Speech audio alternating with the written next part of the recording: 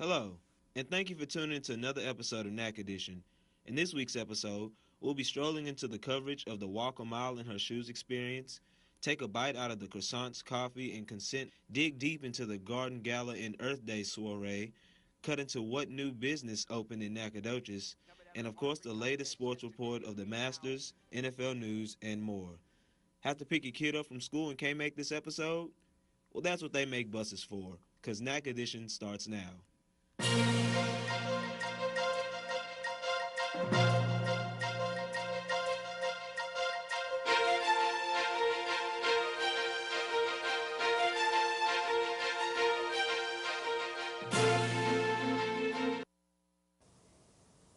Good evening, I'm Alex Davis. And I'm Cheyenne Gibbs. And you are watching today's episode of Nac Edition. The Family Crisis Center put on its Coffee, Croissants, and Consent event last week on SFA's campus to promote Sexual Assault Awareness Month. Lanisha Lockhart has more on the story. The month of April is known as Sexual Assault Awareness Month. During this month, people, groups, and corporations raise awareness to educate individuals on how to prevent sexual violence. Here in East Texas, the Family Crisis Center put on multiple events. This event is Coffee, Croissants, and Consent, which was held in downtown Nacogdoches. Greta Rich is the Community Development Director at the Family Crisis Center in Lufkin. Talks to us about this being the first event outside of SFA campus. We have a lot of people very involved in the SFA campus, which is a lot of what we do, but we also wanted to involve the community as well this year. So for the first time this year we did have, and this is the first community event we've had. The center strives to help and provide services that can help to change someone's life in the East Texas area. We do have a presence in Lufkin as well as Nacogdoches, and we have several offices where anyone can come that has an outcry that may have been sexually assaulted or that may be in a domestic violence situation, that they can actually come to us for counseling. During the event, they shed light on some cases they've seen in court and talked to the audience about what the meaning of consent was. At the end, a local story of an SFA student who's been through the traumatic event was read. So on November 15th, 2015, that's a date that I'll never forget. I wish I could say it was my birthday, an anniversary, or another big day. However, my wish isn't my reality. On November 15th, 2015, I was sexually assaulted by someone who I thought was a good friend. Until that day and throughout my life, I had seen sexual assault portrayed on TV, but I never thought it could happen to me. The Family Crisis Center does offer a variety of help aid for those seeking and for anyone who knows someone who may need it. We do provide counseling services. We do have locations where people can come for counseling. We also have legal advocates available. Be sure to keep an eye out for events hosted by the Family Crisis Center throughout the month of April. This has been Lanisha Lockhart. The Family Crisis Center also put on its Walk a Mile in Her Shoes event this week to promote Sexual Assault Awareness Month. Kira Bridges has more on the story. I was wearing a floor-length skirt, a Tampa Bay Buccaneers t-shirt, and an olive green hooded sweatshirt and a pair of Puma sneakers when I was raped on my dorm room floor. Around the age of 5, that's when I began to experience sexual assault. And this guy I was looking at throughout the night came and offered me a drink. And he was about 14, 15 years old. The next thing I remember was being on this mattress. And as I went to open the front door of my car, he put his hand on it and said, "Stop," and then grabbed me by the back of the shirt and pulled me into the back seat. That's when he just took the icing off the cake and raped me as a child. And he kept on telling me how much I liked it and how much I enjoyed it. I just remember. April is known as SAAM, aka Sexual Assault Awareness Month. Among undergraduate students, 23.1% of females experience rape or sexual assault through physical force, violence, or incapacitation, according to the Rain Campus SexualViolenceStatistics.com. This past Tuesday, SFA's Family Life Crisis Center brought awareness to this increasing issue by hosting Walk a Mile in Her Shoes. College men from fraternities like Alpha Gamma, Alpha Phi Alpha, Alpha and Omega, and many others took part in this great cause. The Family Life Crisis Center brought an assortment of hills and flats for the guys to participate in the walk. The audience read about statistical data and personal sexual assault stories to bring awareness to the event. They also explain what is and what is not consent in sexual harassment. The walk started at the BPSC Student Center, past Serpentine, around the library, and ended back at the Student Center. Although the event was comical to watch, the seriousness of the issue is very real and relevant. Hairy legs and calf muscles fill the pavement as guys walked on SFA's campus. Many struggled to find their shoe size and walk in stilettos, but the event was a great experience and lesson about Sexual Assault Awareness Month.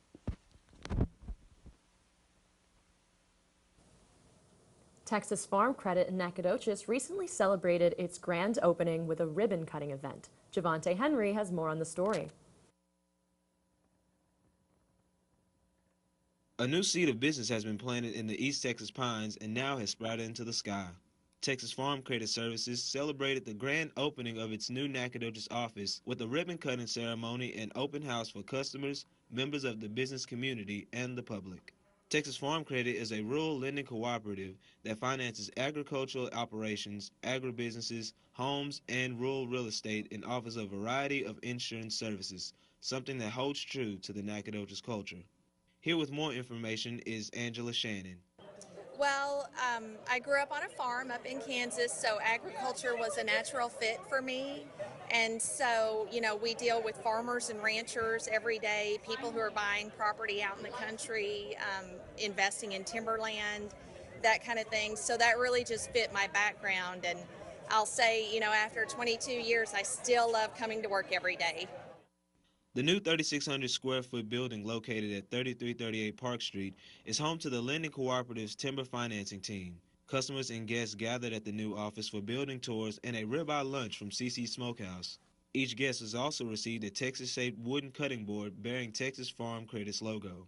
As a tribute to the woodlands of East Texas, the building showcases native woods such as cypress, walnut, hickory, pine, white oak, magnolia, and pecan. Stephen F. Austin Board of Regents member David Alders also attended the celebration of the grand opening. The Farm Credit System, as their name implies, specializes in agricultural lending. And so SFA obviously has the College of Forestry and Agriculture, which is one of our largest and fastest growing colleges on campus. And so the young people who come through SFA's College of Forestry and Agriculture can find a link to the Farm Credit System either because they want to be an ag lender and they want to go to work for an institution like the Farm Credit System that lends money to agriculturalists, or they might want to go out and become part of their family's operation or eventually wind up being an ag producer themselves. While Texas Farm Credit is just now opening, it looks to seem that it has already found its home in the East Texas pine. When we come back, we welcome two very special guests from the Gulf Coast Regional Blood Center. Stay with us.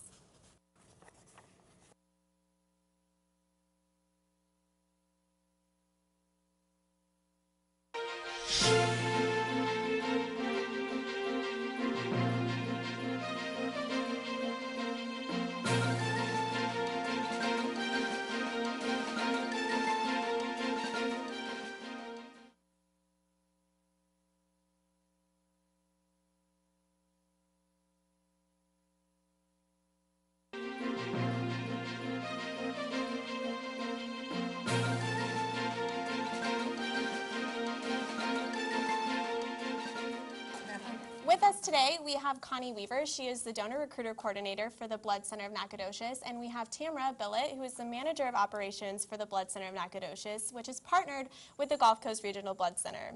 How are you guys doing today? Thank you so much for being here. Let's take a quick look at just how many lives are saved by the Gulf Coast Regional Blood Center.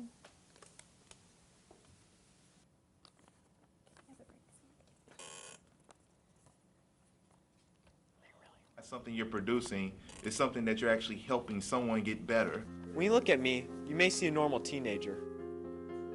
But when I was 5 weeks old, my future was uncertain. Blood donations help me fight cancer and become who I am today. My daughter Audrina was born with half of her heart outside her body. It took many transfusions to help save her life. So why should you commit for life? What more of a reason do you need than this? Blood donors have given a lot to our family. More holiday memories. More fun together. More excitement for our future. I can have more special times with the ones I love. Thanks to people that I may never meet. When Hurricane Harvey brought devastating floods to the Houston area, Gulf Coast Regional Blood Center, like other organizations, was limited in our operations for several days. Immediately, we received an outpouring of support, enough to make up for what we could not collect during Harvey, and enough to assist Florida in the wake of Irma. From the bottom of my heart, thank you to our wonderful community and Commit for Life donors for being there for us and the patients who need blood. Type matters. Gulf Coast Regional Blood Center. Visit us at giveblood.org. All right, so we have Connie and Tamara here today, and SFA was awarded College of the Year back in February, and through y'all's partnership with SFA, since 2003, they have almost collected 17,000 units of blood and have saved over 50,000 lives. What's so special about having students donate to the Gulf Coast Regional Blood Center? Well, it's important because it's helping save lives. And without SFA and the students, the blood supply would suffer here in East Texas for sure. Yeah, SFA is a huge proponent of the community, but I don't think everyone realizes how much they do contribute to our local blood supply. What kind of illnesses does the blood supply help with treating? A wide range. Of course, biggest thing that comes to people's mind is traumas. You know, anytime there's a car wreck, that blood has got to be available at that time. Anytime there's a disaster that happens, people always come out and donate in droves. I mean, you see lines, you see it on the news. But there's traumas every day. There's a disaster for somebody every day. And it's very important that we have blood every day available. It's really dire. So you mentioned disaster. So during Hurricane Harvey, SFA students donated blood, and you collected over 150 units of blood for victims. And what did that mean to your staff and to your job to help save lives? To me, being there on site while that job was going on, the outpour, that all the students that came and wanted to help, it was just amazing. I mean, it meant a lot, and naturally for the victims in the Harvey. I mean, those students waited hours to donate. They did. It's amazing. You know they had a lot going on in their lives. They had tests to study for, but they were there and they waited to donate. That reminds me of something Mr. Rogers used to say. Like, he used to say something about how his mother would always tell him when scary things are happening in the news to always look for the helpers, because there's always people helping.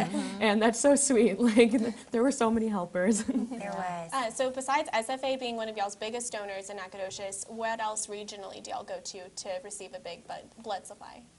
We go to a lot of businesses in East Texas. Our high schools, I say, would be the next largest. We go to 28 to 30 high schools in East Texas that we alone cover right here. Wow. And it's a big part of the population of the blood as well supply. So when it comes to someone being scared or being scared to donate, how do you kind of lessen those fears for people and try to get them to donate? Me, yeah, personally on site when I'm recruiting and asking, hey, come donate, and they're, oh, I'm scared of needles. I just usually assure them that our staff is fully trained, well equipped to take care of them, and it doesn't hurt with just a second. I mean, overall, my opinion of that is it's mental. Right. They're scared of needles, and it's in their head, and so it's just going to be. But I'm a part of an organization on campus, and they do blood drives. Y'all come out to Sorority Row, and y'all come out and do blood drives. And I was so scared to give blood, and I told myself one day that I would just do it. Like, you know, I have nothing to be scared of, and I've been doing it ever since. So that's awesome. Yeah, see, it's that. I always say it's fear of the unknown. Right. Until you've actually done it, you'll see it's nothing. To it. And they give you everything you need, like the squeeze ball, you know, your snack, your waters. So. Ooh, you get a snack? Yeah. Snack and juice. Okay, so the Blood Center offers volunteer positions. Can you explain what those positions entail? Well, the volunteer positions that I've dealt with over the years is help recruiting, naturally at blood drives. Usually SFA, on-site recruiting, is very helpful. Can you think of other? Just coming in, if they have the opportunity to come to one of our blood drives and help hand out snacks, keep an eye on the donors after they've donated.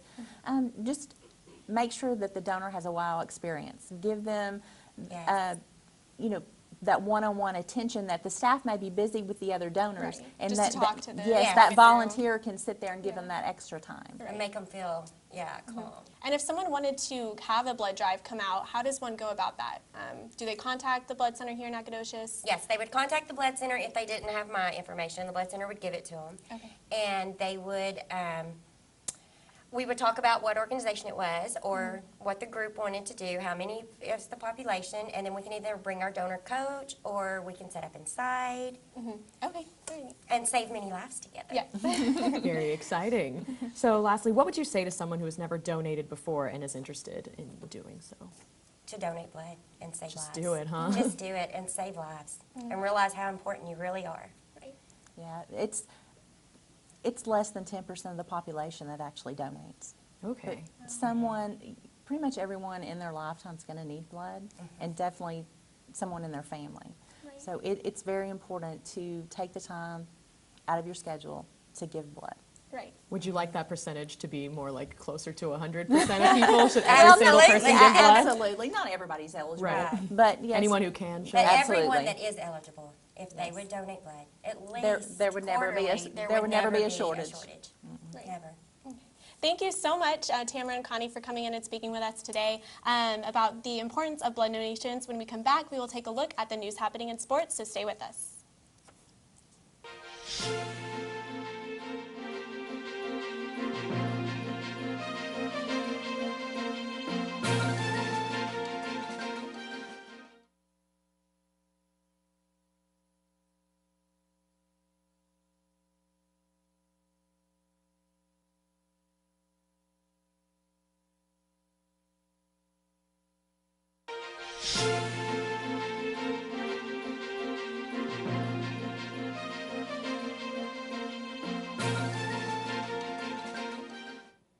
Welcome back to Nac Edition. I'm Bridget Taylor. Let's get the latest from the NFL.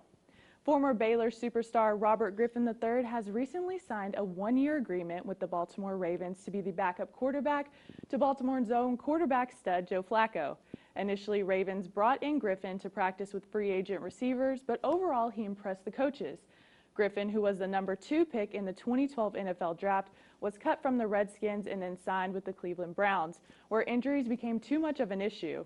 This will be the first time Griffin will play since 2016. For some, the past week was highly anticipated and filled with excitement. That's if you're a golf fan, of course. The Masters kicked off April 5th and ended April 8th on the Augusta National Course with a grand prize of a whopping $11 million that is split between each golfer who makes the final cut. So who is the lucky winner, you ask? Let's take a look at the latest. Jordan Spieth finished the first round at Augusta with an under 7 par and a first-place lead. Spieth won the Masters in 2015 but fell short years after. He had 2 birdies on the front and went on a 5-birdie run coming home.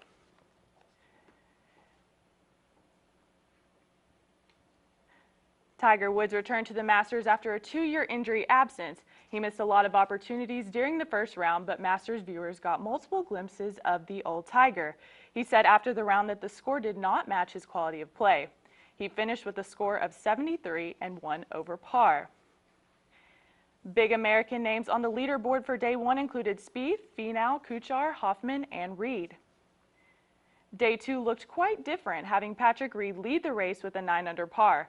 He had 3 straight birdies on 3 different occasions.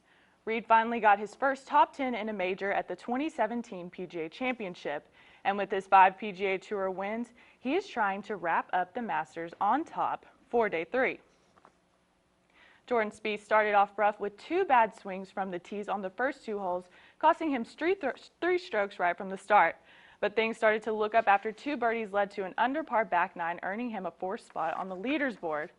Rory McIlroy had birdies on 5 of the 8 par 5s from the opening rounds and was able to save pars and keep a good balance, earning him a tied number 4 spot ending day 2.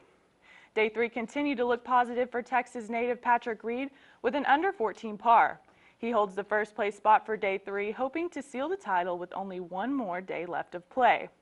Rory McIlroy finished the day in second place with an 11 under par. He had multiple birdies on the front 9 and snagged multiple clutch pars on the back 9, keeping Reed on his toes. Ricky Fowler wasn't far behind in his third place spot with a 9 under par, having 5 birdies and a bogey-free round, finishing the day with a score of 65.